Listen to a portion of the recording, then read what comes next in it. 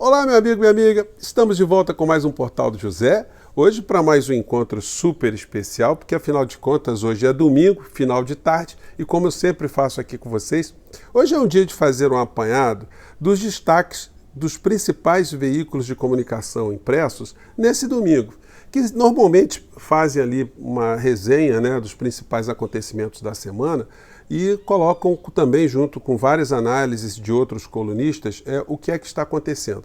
E hoje dá para perceber uma situação visceralmente diferente, radicalmente diferente daquela que nós vivenciávamos há 1, 2, 3 anos atrás, onde num domingo estaríamos ali às voltas com uma série de discursos absolutamente estarrecedores, aviltantes, situações que nos afrontavam, situações que mexiam com a nossa realidade e com a nossa sanidade mental, né?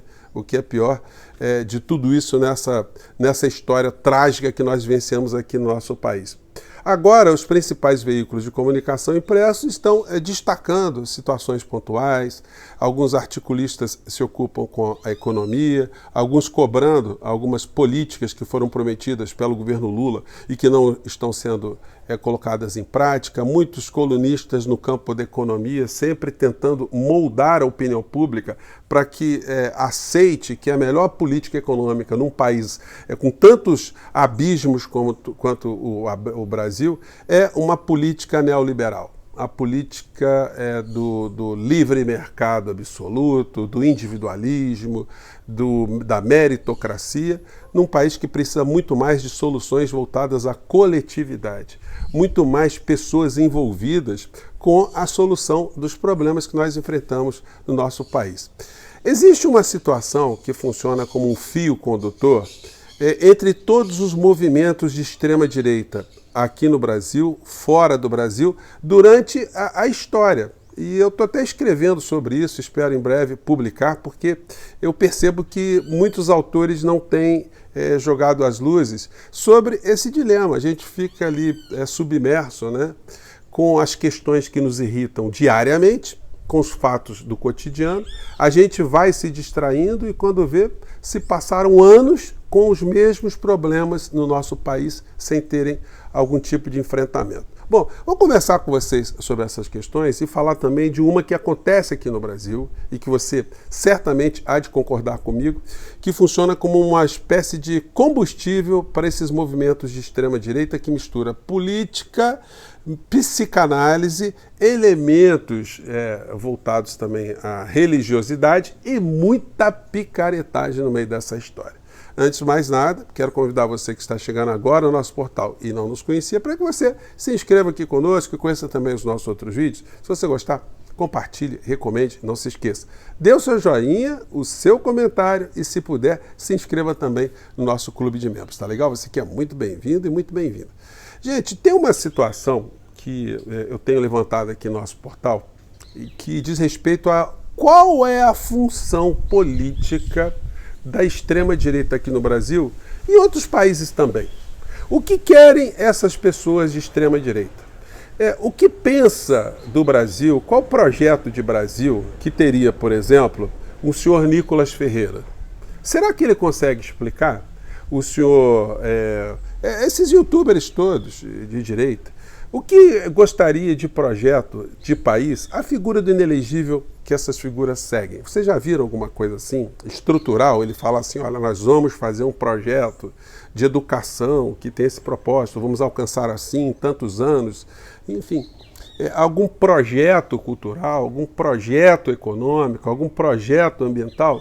Nós não temos nada, nós temos uma série de pessoas que fazem do ressentimento uma ferramenta política, de ficarem o tempo todo na pinimba, na mesquinharia, na lupinha, nas chacotas e, sobretudo, utilizando dos elementos mais sórdidos para alcançarem um maior número de pessoas. O ressentimento é uma situação que conecta todas essas pessoas e tem funcionado ao longo da história da humanidade como ferramentas políticas de grandes vigaristas. Vamos pegar aqui, a gente podia ir lá atrás, tá? Mas se vocês pegarem, o que possibilitou a ascensão do Adolfo, né, do Bigodinho, na Alemanha, entre a Primeira e a Segunda Guerra Mundial? Ele se utilizou ali de um ressentimento muito grande que o povo alemão estava passando, em função de terem sido derrotados na Primeira Guerra Mundial, as questões econômicas na Alemanha foram todas modificadas de fora para dentro. Os países vencedores impuseram à Alemanha uma série de restrições, uma série de privações, e o povo alemão foi sofrendo uma série de situações que deixavam a vida dos alemães muito complicada. E aí surge um oportunista e pega aquele ressentimento. Esse ressentimento é canalizado para um grupo étnico, um grupo religioso, os judeus, que se transformaram ali em bodes expiatórios, e aí pronto, se unificou o ressentimento nessa histeria para canalizar cada vez mais essa energia, né, para um enfrentamento, para, enfim, que acabou tendo como pano de fundo alguns grupos empresariais na Alemanha, que se reuniam, né, com o Bigodinho, o senhor Adolfo, para, através do enfrentamento das questões econômicas daquele momento, fazer com que esses grupos saíssem cada vez mais endinheirados e fortalecidos. Bom, estou apenas colocando um pano de fundo. Se a gente jogar aqui para a Argentina teve ali um fanfarrão, uma figura pitoresca, uma figura maligna, também se utilizando do ressentimento na Argentina, de estar passando por um período de frustrações, um período de inflação e um período de não preenchimento das pautas progressistas que vinham lá do peronismo, que foram capitaneadas ali no último governo do Alberto Fernandes. Então surge um picareta fazendo um ataque ao modelo político em função dessas frustrações. O ressentimento todo vai jogar no colo da extrema-direita o poder. Aqui no Brasil também. O que é a ascensão do Bolsonaro, senão uma somatória, né, um somatório de ressentimentos? Ressentimentos de uma parcela da sociedade brasileira que se sentiu frustrada com os governos anteriores do PT. Quantas pessoas votaram em Lula? Lula teve mais de 80% de aprovação, o que faz com que muitas pessoas deixassem essa companhia política de Lula para se converterem em pessoas radicalmente contra. Pessoas que reúnem seus sentimentos individuais, os seus fracassos, e expressam esse fracasso numa figura também oportunista, bandida, vigarista, como foi o Bolsonaro. Se a gente for para os Estados Unidos, a mesma coisa. As pessoas que se conectam ali, os norte-americanos que se conectam ao redor do Trump, também um exército de ressentidos que estão percebendo cada vez mais, década após década, que estão ficando mais pobres, estão ficando cada vez com menos direitos, com cada vez mais dificuldades. E aí o que acontece? Surge o picareta, explora o ressentimento e coloca a culpa nos latinos, nos povos vindos de vários países da América Latina, né?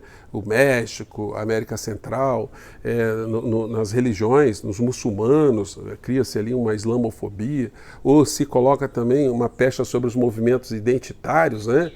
Que defendem direitos. Então, o ressentimento ele vira uma situação absolutamente fundamental nesse tipo de situação. E aí a gente tem uma situação que é a mistura de política com religião, que aí pega uma situação que merece um estudo mais aprofundado, né? Porque existem alguns líderes que trabalham com ressentimento e acoplam às frustrações das pessoas elementos religiosos. Quem falou e desnudou bastante um desses ressentidos, que tem esse papel político, a gente às vezes acaba até perdendo um pouco o fio da meada, né? Eu vou aqui conversando com vocês, enfim. O papel político que é distrair a sociedade, canalizar esse ressentimento para causadores, entre aspas, falsos, né? Paradigmas falsos, inimigos falsos, adversários falsos. Porque enquanto você estiver digladiando com o inimigo errado, quem está se dando bem com a concentração de renda em países como o Brasil e fora do nosso país são os grupos que ficam assistindo de longe. Por isso que nós nunca vimos aqui no Brasil um combate efetivo em relação ao bolsonarismo provocado pelos grandes veículos de comunicação. O combate sempre foi muito superficial, nunca se foi na ferida, nunca se foi na essência. Por quê? Porque o bolsonarismo aqui no Brasil, a figura do Bolsonaro, Paulo Guedes, o que eles representavam, eram interesses absolutamente funcionais, ou seja, funcionais funcionava para quem dominava o poder aqui no nosso país. E chegou o momento da gente cada vez mais expor essas situações. Como é que se combate isso? Bom, fundamentalmente, de uma forma objetiva, com um governo muito bom, um governo que atinja as pessoas, um governo que erradique esse abismo social que a gente vive num país como o Brasil. Aí sim, você já começa a criar espaços para conversar com as pessoas. Porque o ressentido, gente, olha, você pode pedir desculpa para ele, vai continuar ressentido. É um processo lento. As pessoas que acumulam mágoas, é complicado de lidar com isso. O que quer dizer a palavra ressentimento? É ressentir, né? Sentir duas vezes ou mais vezes a mágoa, a frustração, enfim. São situações como essa, né? Eu peguei aqui um vídeo, não sei se vai dar para mostrar muito bem para vocês, do pastor Caio Fábio. Eu já tinha mostrado aqui no nosso portal, né? Um vídeo dele que tem 14 minutos, mas eu vou colocar aqui só um trechinho onde ele fala desse personagem, né, chamado Silas Malafaia, que utiliza aí o ressentimento como uma ferramenta política para jogar no colo da extrema-direita os destinos do nosso país.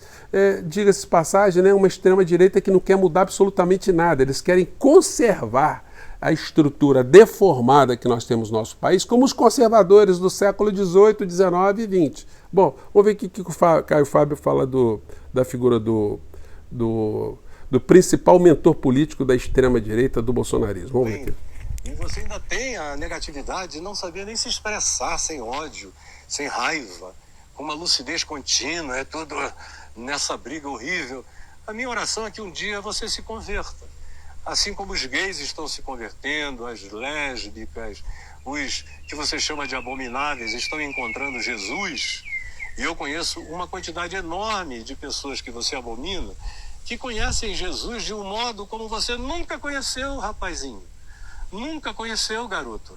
Você é um cara da religião, você é um fariseu raivoso, você é um Caifás, é um Anás, é um líder de capitães do templo, você é um cara de violência, de raiva, está dito em você. Agora, eu torço e peço a Deus que chegue um dia em que seu coração mude, nem que seja na véspera da tua morte. Você tem um encontro com o amor de Deus que você não conheceu até hoje.